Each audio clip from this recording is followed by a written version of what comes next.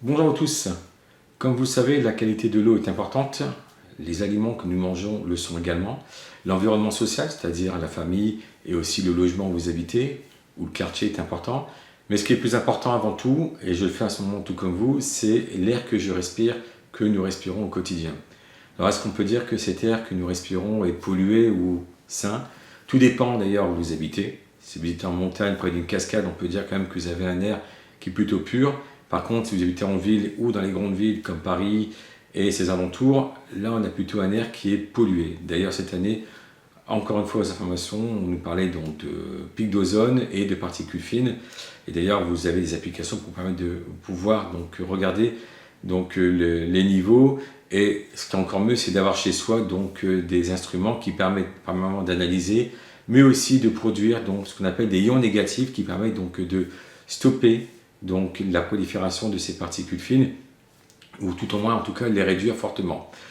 Dans cette vidéo, je vais vous proposer aujourd'hui, comme je fais d'habitude, je vais vous faire quelques expériences. La première, ça sera de vous montrer, grâce à mon appareil qui mesure les ions négatifs, comme j'ai fait sur les cascades, donc avec le ioniseur d'air donc de 24 aiguilles, donc cette production de ions négatifs, avec l'appareil de mesure de ions négatifs, à peu près ici où je suis, parce qu'on met toujours le ioniseur vers soi. Puis la deuxième expérience que je ferai, c'est avec un cube en plastique que j'ai fait faire, plutôt en plexiglas, donc qui est hermétique. Et à l'intérieur, je vais mettre donc l'analyseur de particules, je vais mettre aussi le ioniseur, mais je vais faire en deux temps. C'est-à-dire que le premier temps, ça va être simplement que l'analyseur d'air qui sera donc mis en fonction. Et donc vous verrez les particules fines avec une allumette qui vont monter jusqu'à saturation. Et on verra que ça ne va pas descendre. Et après, donc, l'expérience qui se fera juste derrière, c'est de brancher mon ioniseur, donc là le petit qu'on met dans la chambre, et vous allez voir que les particules fines vont totalement donc, se réduire, jusqu'à peu près 0, mais ça c'est dans le temps que ça se fera, mais vous allez voir cette réduction drastique. Il faut savoir que selon l'OMS, il faudrait avoir un air qui soit avec certaines pollutions, mais qui soit en dessous de 10 microgrammes par mètre cube pour les particules de 2,5 microns. Au-delà, si vous en respirez tous les jours, donc là je pense aux travailleurs dans les bâtiments, ou même quand vous habitez à côté, comme moi ça m'est arrivé là, avec les travaux, ou ceux qui sont sur les chantiers, eux je les plains parce que je les vois souvent sans masque, et là je les plains parce que ce sont les alvéoles pulmonaires qui sont pris, et plus tard on connaît les conséquences, insuffisance respiratoire. D'ailleurs, dans les personnes qui sont les plus touchées, ce sont aussi les enfants, les bébés, enfants bas âge, les personnes âgées et les asthmatiques par exemple, parce que eux, lorsqu'il y a un orage qui se prépare, il y a cette lourdeur qui est présente que nous ressentons aussi lorsqu'on n'est pas asthmatique, mais eux le ressentent plus. Et quand l'éclair, l'orage donc arrive, là tout le monde respire, et c'est encore même mieux pour les asthmatiques, qui sont d'ailleurs des fois notre baromètre pour savoir comment est le temps. Donc là, sans plus tarder, je vais vous montrer donc avec l'appareil qui permet de mesurer les ions négatifs et le ioniseur donc qui permet donc de production de ions négatifs. Et bien sûr, je vous invite aussi à lire ces deux livres donc sur les bienfaits des ions négatifs. A tout de suite. Donc là, vous voyez le ioniseur d'air donc qui fait 1 mètre de hauteur, il y a 24 pointes, donc qui produit les ions négatifs. Donc je suis à peu près à 1 mètre de mon fauteuil, hein, donc on va juste avancer. Donc là, je n'ai pas encore ouvert le niveau de l'opercule, mais j'ai quand même moins 610, moins 300. Et si je l'ouvre, là, donc ce sont les ions négatifs qui sont captés. Donc là, je suis à moins 115 000, moins 131 000. Donc 132, moins 132. Voilà, on va être dans cette quantité de ions négatifs, donc produits par le ioniseur d'air qui est à peu près 1 mètre. Donc lorsque je suis ici, si bien sûr j'approche le ioniseur d'air, on va faire comme ça. Et là, après, ça devrait augmenter. Voilà, je remonte à 286 000. Et si je regarde mon analyseur d'air, là, je suis en 0 microgramme par mètre cube de la particule 2,5 microns. Et si,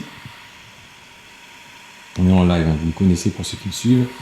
Et si je regarde là, au niveau des 1 micron et de 10 microns en particules fines, j'ai 0, c'est les chiffres en vert.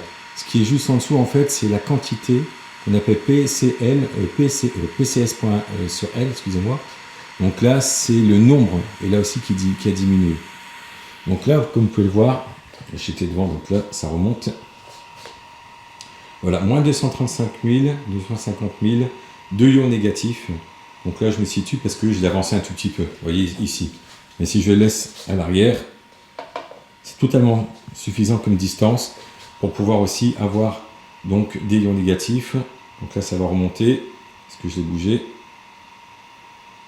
23, ah, j'ai mis sur le côté mince. Oups, et là ça remonte, c'est pas grave. Voilà, même là ici, 96 000, on remonte. Voilà, ça c'est la quantité de ions négatifs donc produits par le ioniseur d'air. Maintenant, comme je vous l'ai dit, on va faire l'expérience donc dans le cube. Alors la suite de l'expérience, comme je vous l'ai dit, donc dans un cube en plexiglas que j'ai fait fabriquer en France. Donc l'intérieur, vous avez l'analyseur pour la chambre ou pour une pièce de 15 mètres carrés qui contient donc 12 broches. L'analyseur d'air, donc qui est toujours à 0. Pourquoi? Parce que comme c'est hermétique, c'est fermé. Il y a très peu de quantité, 420, 110. Donc je vais juste zoomer pour que vous puissiez voir. Vous voyez, 420, 110, c'est très peu parce que c'est fermé. Et là, j'ai mis une petite... c'était la fermée d'ailleurs. Donc je vais mettre une allumette et vous allez voir que ça va augmenter jusqu'à 999 000. Donc au niveau de l'analyseur. Et je ne vais pas mettre tout de suite donc, le ioniseur en marche pour que vous puissiez voir. Voilà, hop. On y va. C'est allumé.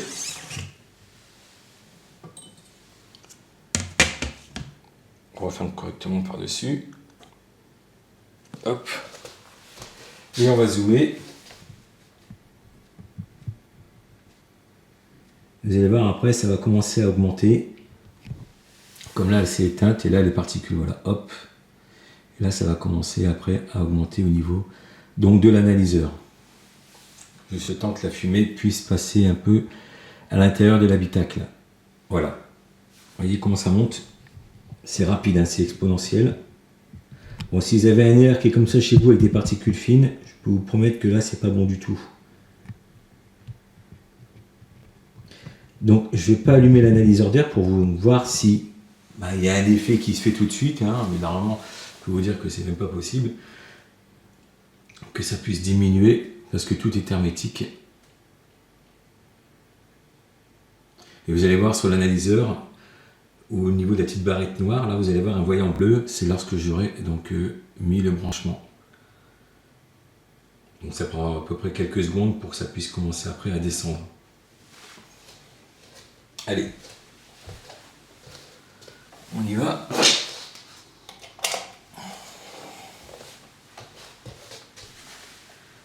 Donc là, en fait, ce que vous pouvez imaginer, c'est qu'à de le dire, c'est que le ioniseur émet énormément de ions négatifs qui doivent combattre les particules fines, donc dans cet habitacle. Et là, bon, ça commence à diminuer pour les particules de 1 micron. Et après, vous allez voir que ça va aller sur les particules de 10 microns. Donc là, c'est vraiment un combat, un peu comme le chaud et le froid, le jour et la nuit, le bien et le mal, donc à l'intérieur même de ce cube, donc fait en plexiglas.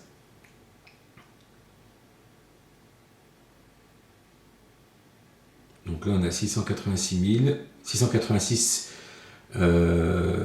particules de 1 micron, donc 650 microgrammes par mètre cube.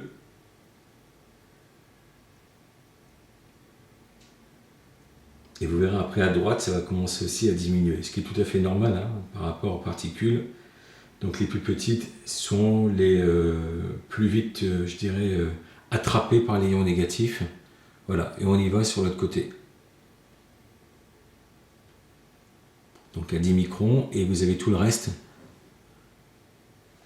des particules qui commencent aussi à diminuer à l'intérieur. Bien sûr, ne vous amusez pas à mettre le feu chez vous pour tester, hein, je ne suis pas responsable de vos bêtises au cas où. Moi, c'est l'expérience que je vous fais donc en live pour vous montrer donc l'effet des ions négatifs contre les particules fines dans l'air. Donc là, c'est le petit à droite donc, qui est pour la chambre. Donc vous pouvez même le laisser allumer hein, tout le temps, même le grand, c'est 1,5 watts de l'heure, c'est rien du tout.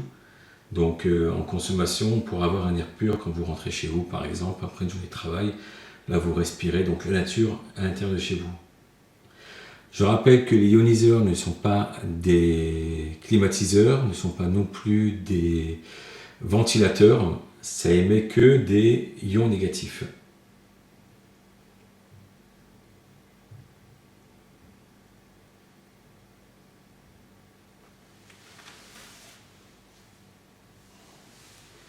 On va laisser et je ferai accélérer le temps dans la vidéo donc pour que vous puissiez voir donc combien de temps ça a mis à peu près. On va dire que ça fait 3 minutes que je l'ai allumé, le ioniseur, donc 15h03, 15h06.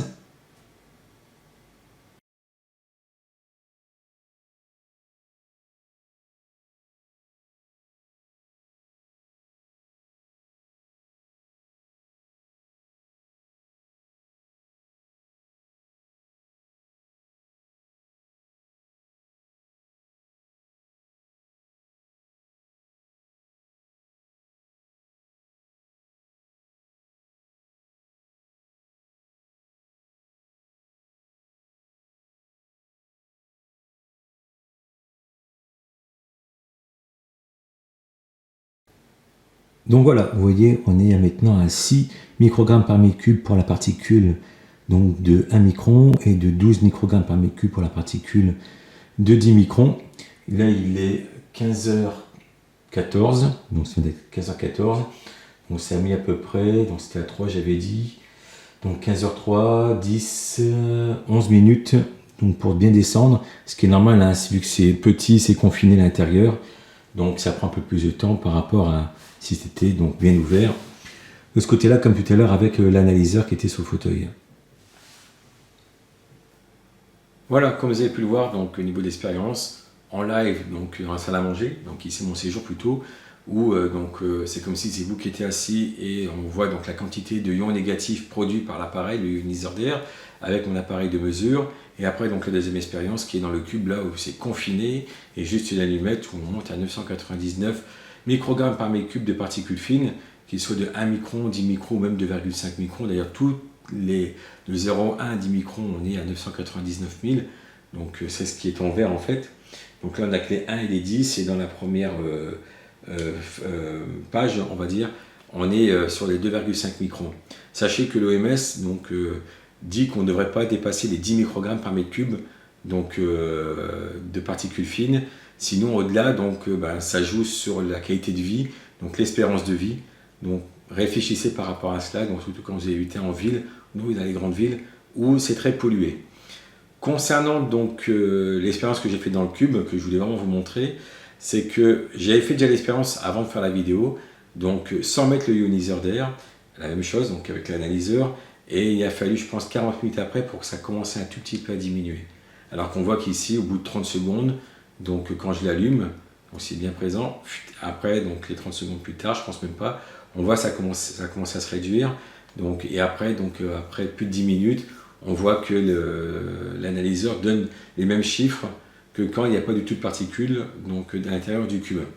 Donc, ce qui est normal, hein, je vous dis, hein, comme c'est confiné, c'est le chaud contre le froid, le bien contre le mal, on va dire. Là, c'est les ions négatifs contre les ions positifs, entre guillemets, les particules fines. Concernant les deux ioniseurs, vous avez donc le grand qui fait donc 1 mètre de hauteur, qui a 24 broches, plutôt 24 aiguilles, donc, et qui c'est du Made in France. Donc au niveau de l'appareil, garantie 10 ans hors mauvaise utilisation, c'est-à-dire si vous battez, vous l'utilisez comme instrument, vous le jetez, vous shootez dedans sans faire exprès, pas entrer dans la garantie surtout, donc si en plus bien cassé. Autant que pour le petit. Le petit, lui, c'est 12 broches, c'est pour ça que le petit se met dans une chambre sur une table de nuit, donc à 50 cm de vous, voire un peu plus. Et le grand, vous le laissez dans votre salle à manger. Et moi, sincèrement, le grand, je le laisse tout le temps allumé. Pourquoi? Parce que 1,5 watts de l'heure, c'est rien en consommation. Celui dans la chambre, je le mets que quand je vais dormir. 1 heure avant, je l'allume. Et le matin, donc, je débranche directement. Donc, parce que je ne reste pas dans ma chambre toute la journée. Que dire d'autre aussi par rapport donc, à ces appareils? Donc, garantie 10 ans, notice en français. Une expérience derrière que je connais moi depuis très longtemps. Hein. Je connaissais les anciens et ils m'intéressaient à l'époque, mais je leur ai dit changer de design et on pourra travailler ensemble. Chose faite en tout cas. Concernant donc l'analyseur d'air qui se trouve ici, lui c'est une opération commerciale entre l'Angleterre et les Chinois. Oh mon Dieu, les Chinois, donc ils vont sortir. C'est vrai que les Chinois, si vous leur donnez pas un cahier des charges, ils vont pas faire les choses correctement. C'est un peu le film Vérité si je mens. T'as pas de zip, bah t'as pas le zip sur le kawaii. Là c'est la même chose et les Anglais ont mis vraiment la barotte de ce côté-là. C'est pour ça que quand j'achète des produits et que je les mets dans mon catalogue, j'achète avant, je les teste pendant plusieurs mois et après ça intègre le catalogue. Je ne cours pas après un produit tout de suite, comme le font beaucoup d'ailleurs que je connais, donc dans les salons, et moi je suis comme ça, c'est-à-dire que j'achète avant et je teste. L'analyseur d'air donc qui se trouve ici, vous avez les capteurs des deux côtés, vous avez le bouton aussi au-dessus pour pouvoir mettre l'écran donc de loin, voilà ici, c'est-à-dire que là je coupe l'affichage, si je le rallume directement j'ai donc ce qu'il y a à l'écran, une notice qui est en français avec le câble USB qui va avec. Si vous avez un chargeur USB, vous le mettez directement dessus.